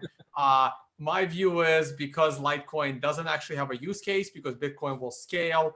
The halvings, Litecoin will not be proof of work going forward. They will have to migrate to proof of stake. They will have to migrate to be merge mined with Bitcoin. Like, the mining structure will not last because it needs to appreciate enough in price, and I don't believe that it will. All right, let's. I got a bunch of more questions, but I do want to let you go. I'm just going to read them. They may not be worth answering, but I just want to read the questions out so they're out there. Willy, no, I'm not going to talk about Litecoin anymore. We're done with that. Tone, what's your opinion on liquid and offerings like BTSE? But those are very different things that took place on it. And are you aware of any interesting offerings that may be in the pipeline or even Bitcoin related IPOs? I'm going to answer this real quick. It's probably the wrong show for it. Look, there is two things. There is, if your company is launching a shitcoin, that's a problem. If that shitcoin is on an insecure, a horrible database like Ethereum, that's a completely separate problem. You have to choose the right blockchain to launch your shitcoin on, and then there's a whole question whether there is utility for your shitcoin. Now, choosing Liquid as your underlying blockchain at least gives your potential shitcoin a more stable technological footing. That doesn't stop it from being a shitcoin. Like being a shitcoin and launching on, they're two completely separate things. They're independent. If you're going to create an ICO, if you're going to create a token, you want to do it on the most secure blockchain, which happens to be Bitcoin. So you have to use Liquid. But just because you chose Liquid as your underlying technology doesn't make your token legit just by choosing the right database to do it on. So those are two completely different things. I don't want to comment on BTC specifically because I don't know anything about the token, but at least they've chosen the right underlying technology to build it on. Gosh, where you're talking about these ICOs, all this is a big topic. Like ICO is a way to raise money, which is totally, in my opinion, not always, but generally, well, maybe always, not sure. I haven't seen the exception yet. They're generally quite scammy. And these are the reasons why they were kind of regulated in the turn of the 20th century, because a lot of kind of non-savvy, or maybe you'd say, non-savvy investors could get scammed. And a lot of people could use that mechanism. And then you look at, like, in 2017, there was a lot of thought around how do I turn my piece of software into a tokenization model and use, instead of taking money, I will use this token, which I can forge and use that to fundraise, and then I can use it into that piece of software, and then like you have to buy the token to use the software, right? And actually that model doesn't really work. If you were to do the fundamental first principles of it, it doesn't work. It's like Ethereum. Do you think Ethereum's worth at its height $1,000, $1,200, because people wanted to buy it as fuel to run a smart contract? The valuation of Ethereum was not that, or maybe it was worth $20 from gas demand. The reason why it went up was because all those ICOs were buying it, scooping up and hodling it, and it's the hodl factor, people taking it off the market. So the demand and supply mismatch moons the price of the token. And so all these ideas of creating a token model around a product is really about these people thinking that model worked, but it's actually based on people scooping that product up, those tokens up and holding them, so that the market effect pushes the price up. And actually what happens is everyone thinking, oh, this is a token model, it's very innovative, and it's not. The model does not work. So ultimately they start to want to control it and be the central bank, and they want to scoop up and create things like staking to encourage people to scoop it up. And these are market manipulations on essentially a token model, which is designed to be fuel within some sort of software system. It doesn't work. And so it leads people into scammy situations, which is the exact reason why this stuff was regulated back in the turn of the century, because people come up and scam vast amounts of money out of the public. So I have yet to see that kind of thing work. I like stable coins because that's a different model. It's like you're just using the ledger, the blockchain is a decentralized ledger. Right. That's sensible.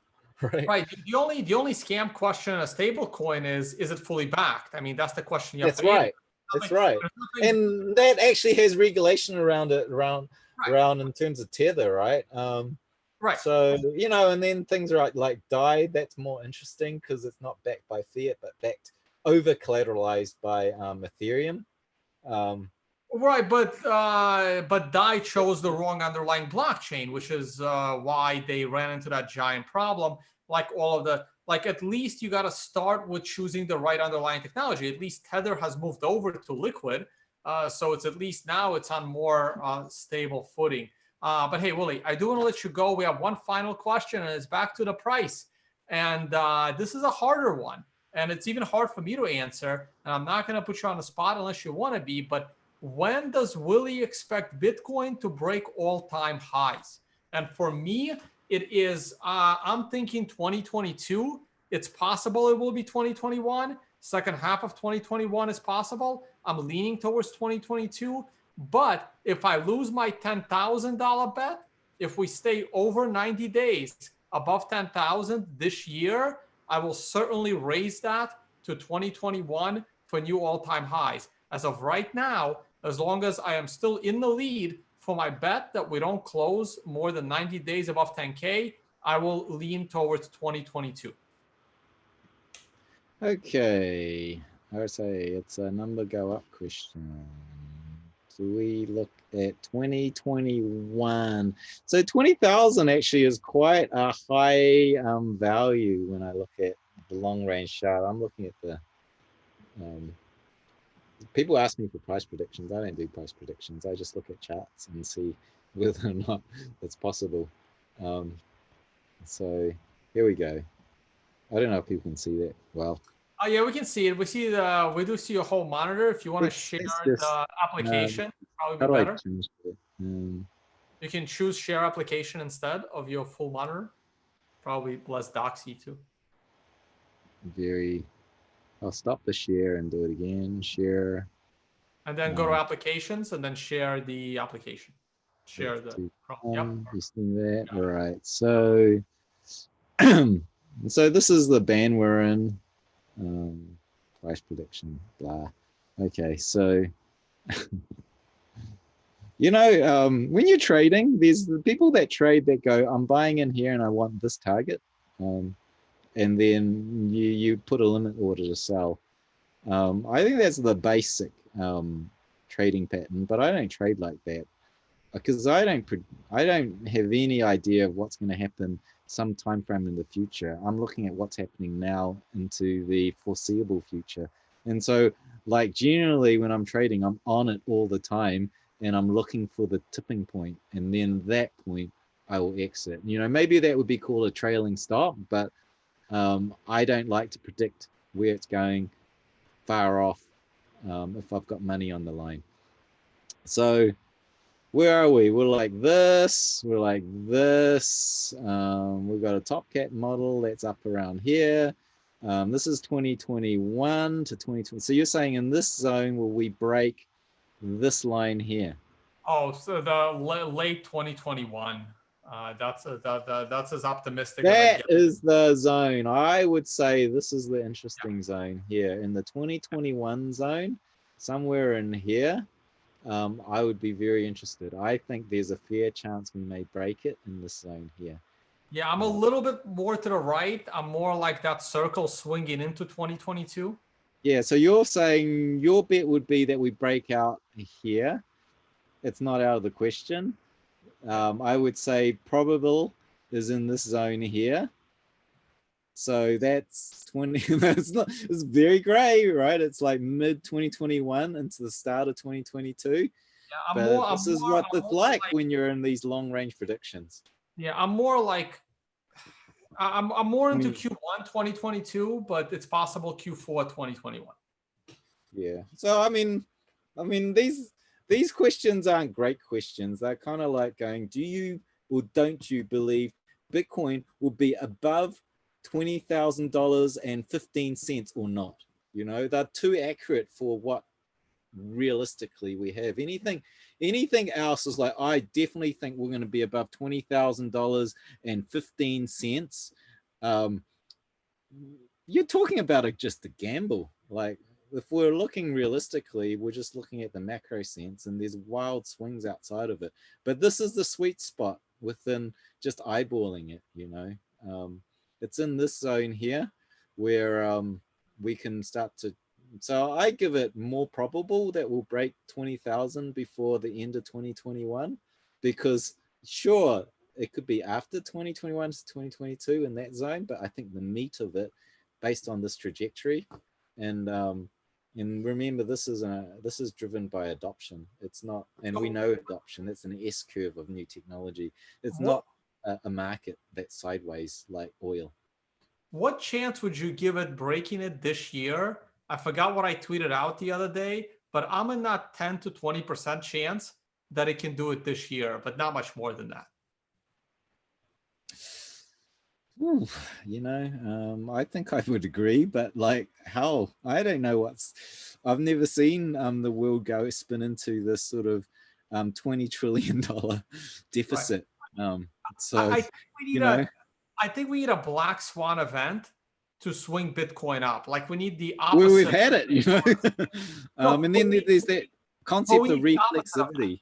We need the opposite of that. We need like the European common currency breaking up, or an announcement from a major country, Australia or Canada or UK or Europe itself, or well, US ain't gonna do it. But like, let's say if Australia says, as of the end of the year, all paper money is no longer valid. You need to turn it in, and we're going 100% digital.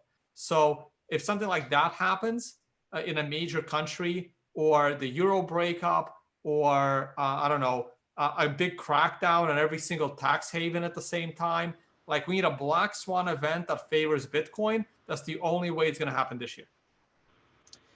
Yeah, I think that most people they overestimate the short term, underestimate the long term. I mean, that's just a cliche comment, but like I see this all the time. It was like, oh, everyone's printing money.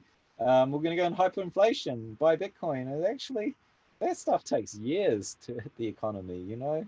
And so when we're looking in this, what, probably got like almost half a year, a bit more than half a year to go. Yeah, it's very hard to see these crazy moves because we're not coiling up for them right now. We're swinging sideways. So I don't think we're going to break 20,000 looking at the chart here. Sure, you can get the spike if the world goes crazy, but even when the world goes crazy, and we are under a black swan right now, they're slow moving crashes. You know, from the Depression to World War II with decades, and the reinvention of the world reserve currency as a US dollar instead of sterling pound. It took a lot of time. So 6 months, 7 months, I don't think so. All right, I'm going to steal screen share one more time. I know I keep trying to let you go. I want you to talk about level for a minute, Willy. I don't know. You are, you know, an advisor to the company, and just tell us a little bit about it. I haven't talked about it much. If you can give us a little bit of an update, here is an affiliate link, of course, if you guys are interested. What's going on over there? So Level, people probably get the wrong idea going to the site because the Level looks like just another trading app platform, and I'd like an exchange, and like I would agree, is like, why bother? We are a zero fee trading platform, but essentially what Level is the idea of bringing onto an app all your financial needs. That's the long-term goal of it. So there's not a lot of activity that you can see going on from the outside, but what's happening right now is we're in the process of turning Level into essentially a banking service provider. So when this thing goes live, and I think we're around the middle of this year, we'll have that ready. There's a mobile app where you can bank. You know, you can have your salary pay into it. You can have your rent pay out of it. A debit card will be attached a little bit later, but you'll also have that fluid integration between your crypto investments and going straight into fiat. And so all of that bundled together without any fees other than your $9 a month, essentially virtual banking fee. So that's the idea. You know, we're going to roll more and more services into it. Like already there's the market making bot, so you can fund that and you can build liquidity, provide liquidity into level, and generally that's a profit making venture.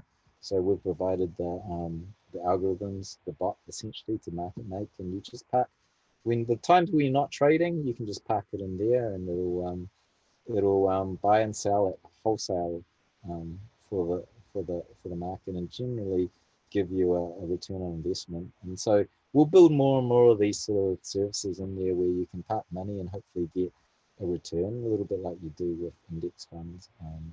And so that's where we're heading towards.